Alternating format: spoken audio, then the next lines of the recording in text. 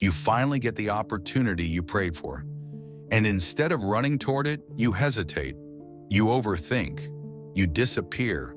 You talk yourself out of it. And then, when it's gone, you convince yourself it probably wasn't for you anyway. But deep down, you know the truth. You wanted it. You were ready for it. And you let it slip. Self-sabotage isn't just about fear of failure. Sometimes it's about fearing who you'll have to become if you actually succeed. And that quiet tug-of-war between who you are and who you're becoming, that's the battle most people never talk about. But that ends here. Because if you're tired of watching yourself get in your own way, if you're exhausted from playing small, doubting your worth, or ghosting your goals, keep watching. This might not be the easiest video you'll ever watch, but it could be the one that helps you stop betraying yourself. The reason self-sabotage feels so natural is because it often hides in routines that look like protection, staying quiet instead of speaking up, procrastinating instead of risking disappointment, settling instead of asking for more. And the scariest part? These patterns feel like us. We start to think, maybe I'm just someone who can't follow through. Maybe I'm just not meant for more. But no, what's happening is deeper than laziness or lack of discipline. It's about emotional survival. When your nervous system believes that success equals rejection, exposure, or abandonment, it will shut down any progress that threatens that safety.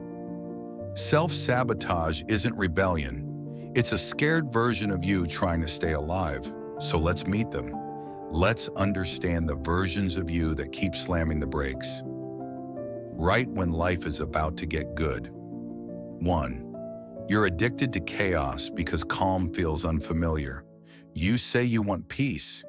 You swear you're done with the drama. You journal about boundaries. You light the sage. You delete the contacts. But then, something in your chest starts itching when life gets quiet.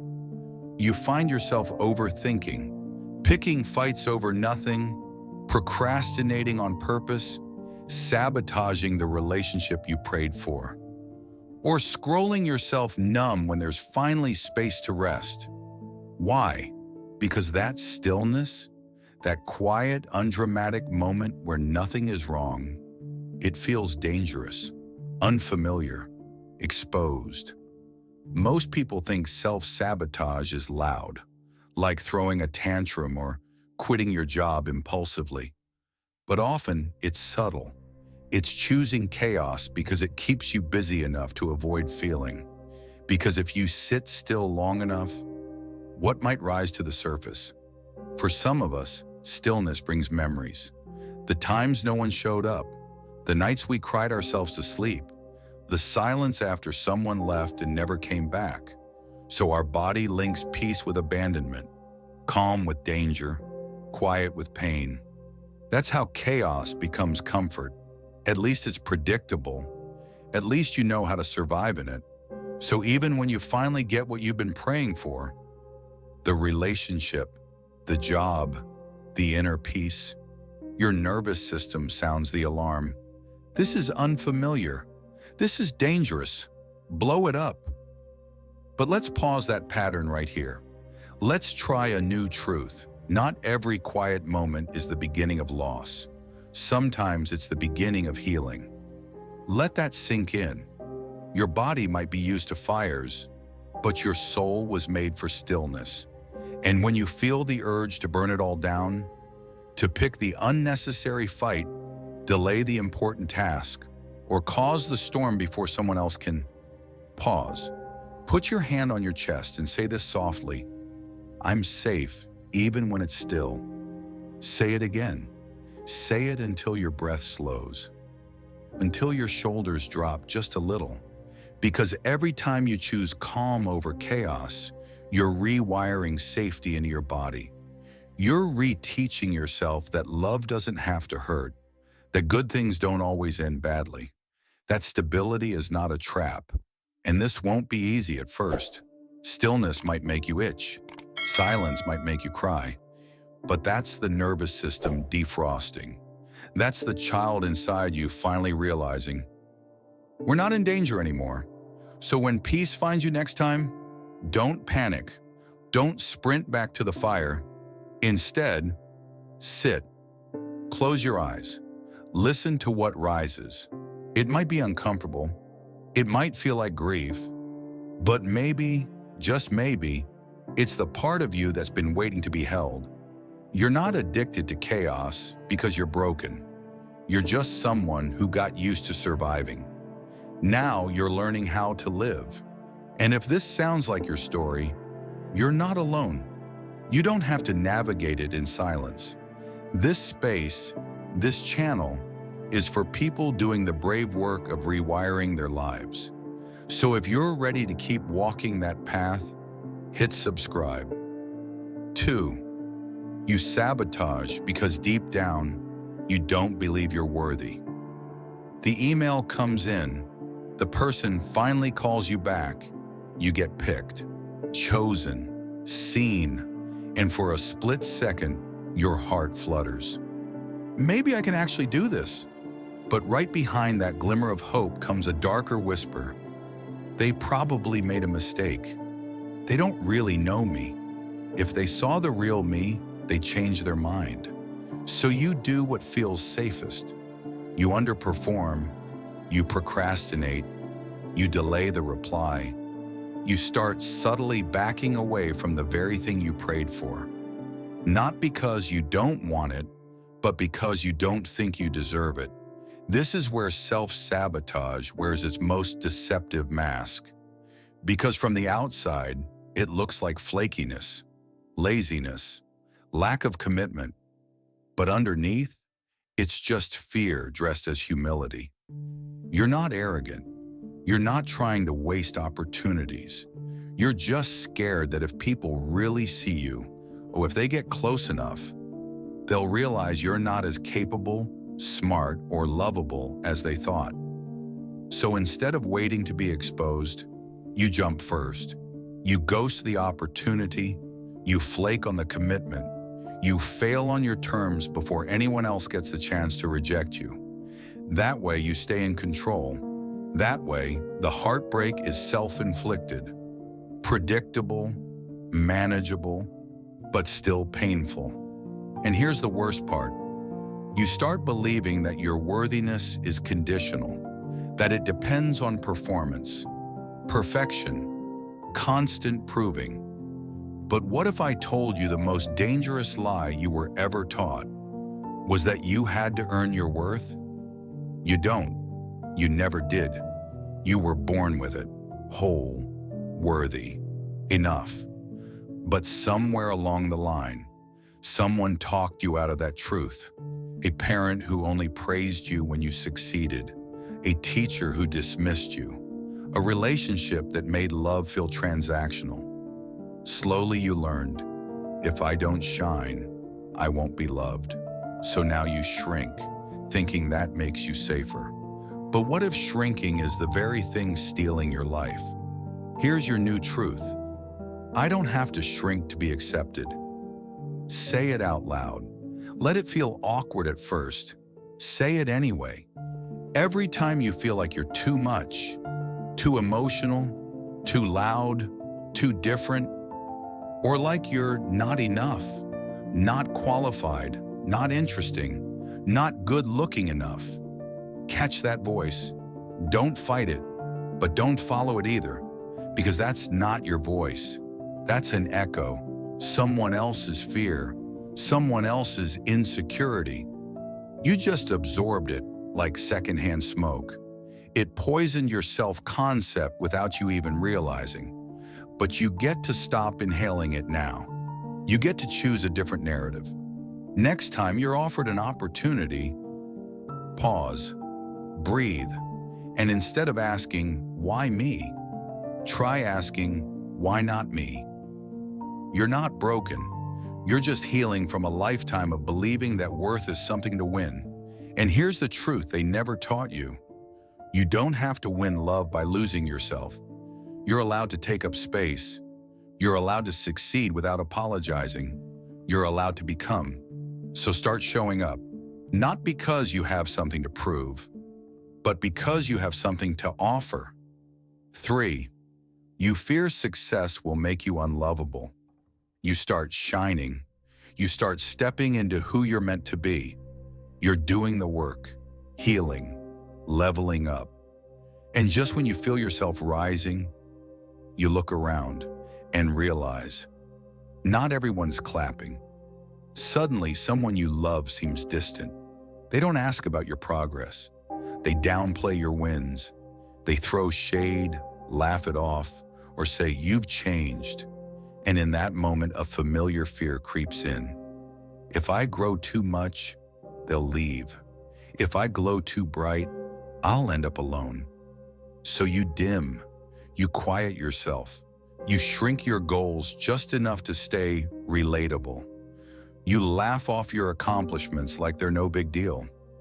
You hide your ambition behind humility, even when it hurts, not because you're weak, but because connection matters more to you than recognition. And somewhere along the line, you learn that shining came at the cost of being loved. But let's pause that script, because here's a truth you were never told clearly enough. Love that requires you to shrink was never love. It was comfort. It was control. It was dependency masquerading as loyalty. When you sabotage your growth just to stay close to people who are choosing stagnation, you're not preserving love. You're preserving dysfunction. And I get it. Outgrowing people hurts. Sometimes even more than rejection. Because these are people who knew you when you were figuring things out, when you were lost, when you were still hiding. But here's the paradox.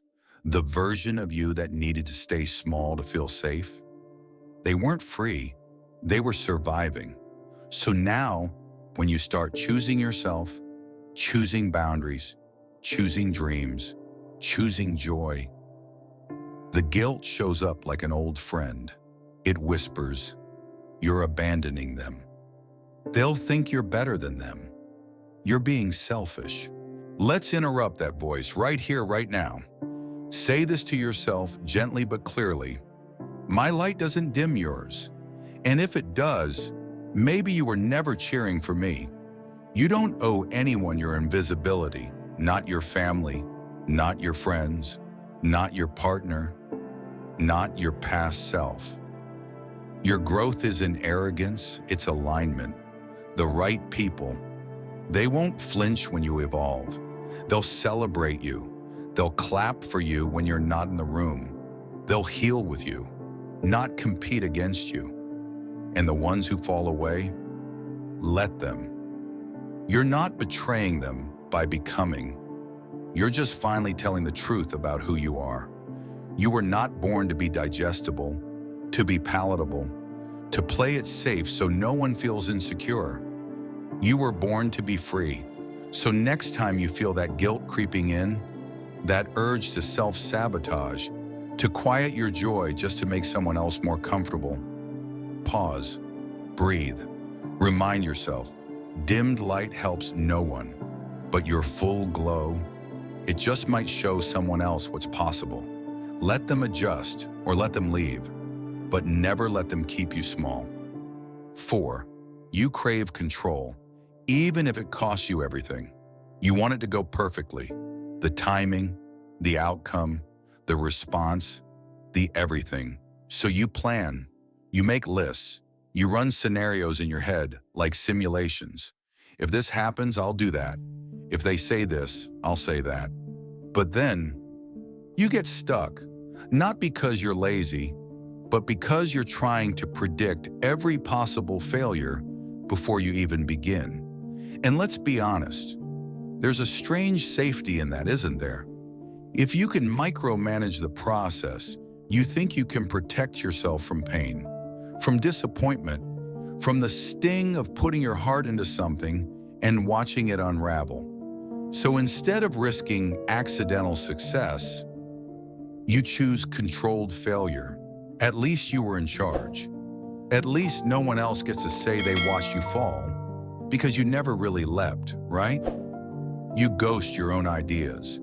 You quietly abandon the dream before it demands your vulnerability. And that voice in your head justifies it all. I'm just being realistic. Now's not the right time. I'll do it when things are more certain. But here's the gut punch truth. That's not realism. That's fear, with a fancier name, disguised as strategy, dressed up as wisdom. Control feels powerful, but it's actually a trauma response. Because once upon a time, when things went wrong, you were blamed, or hurt, or abandoned. And your mind decided, if I control it all, I'll never feel that again. But here's your truth now. If you're ready to hear it, uncertainty isn't danger. It's possibility in disguise. Read that again.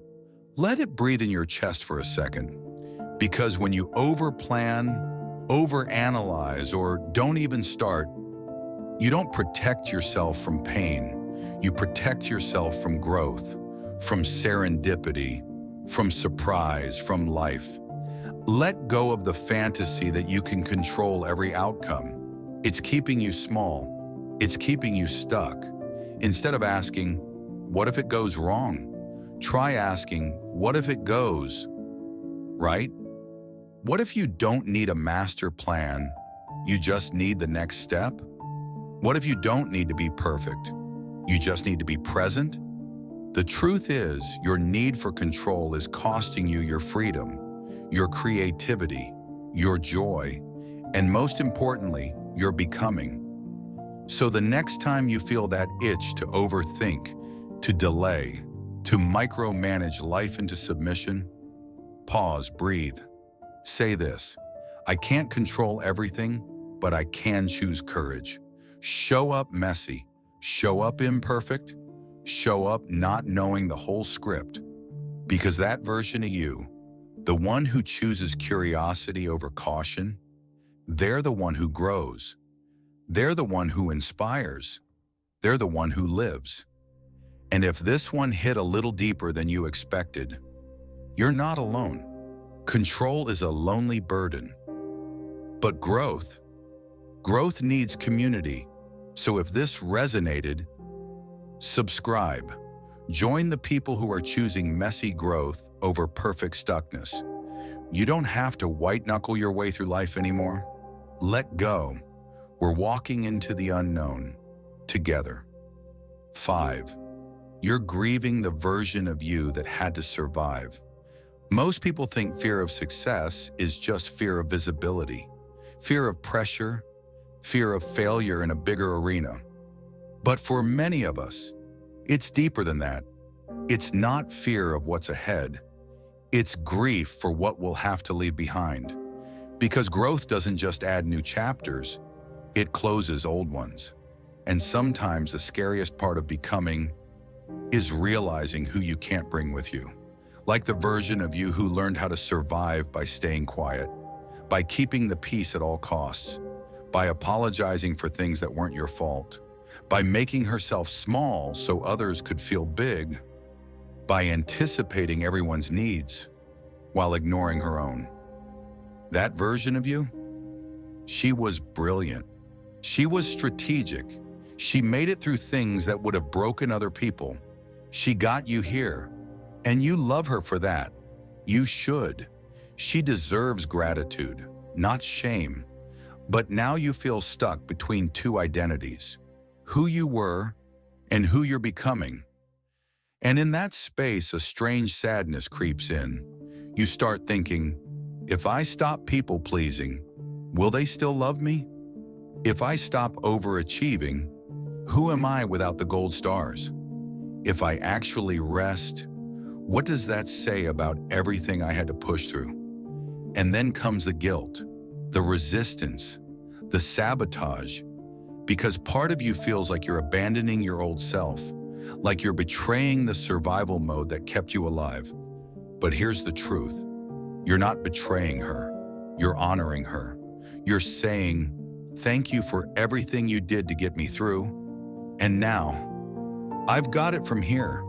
That sadness you feel when you try to level up, that heavy fog when you start setting boundaries, that disorientation when you say no, when you rest, when you finally speak your truth, it's not weakness. That's grief. That's your soul shedding old armor.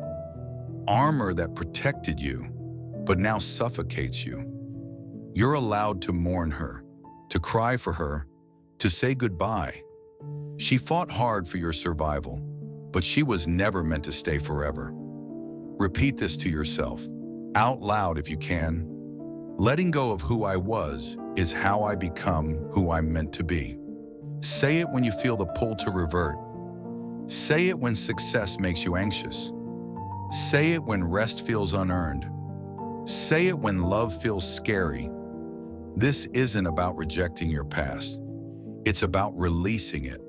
Because healing is not about erasing the old self. It's about integrating her and choosing differently from here forward. You're not discarding your strength.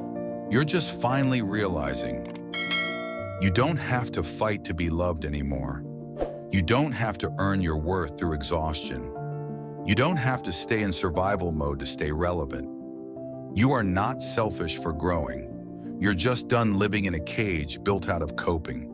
So yes, grieve, honor the past, light a candle for her, but don't stay there. Your future is calling, and it's calling for someone who's ready, not perfect. Someone who is finally choosing truth over safety, wholeness over people-pleasing, freedom over familiarity. You're not betraying yourself by growing. You're becoming the version of you that little you always dreamed you could be.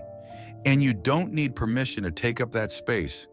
You just need to stop apologizing for finally choosing yourself. So now ask yourself, what does your life look like if nothing changes?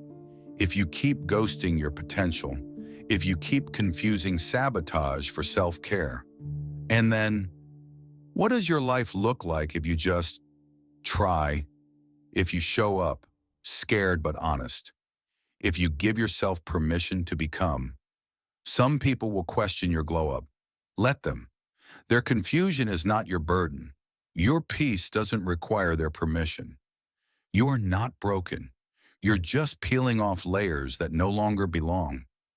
So here's your invitation for today.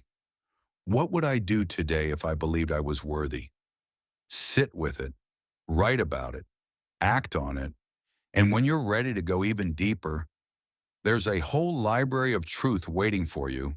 The next video is just one click away. And this journey, it's only just begun. If this moves something in you, don't keep it to yourself. Hit subscribe. There's more healing where this came from, and I'll be right here, walking with you.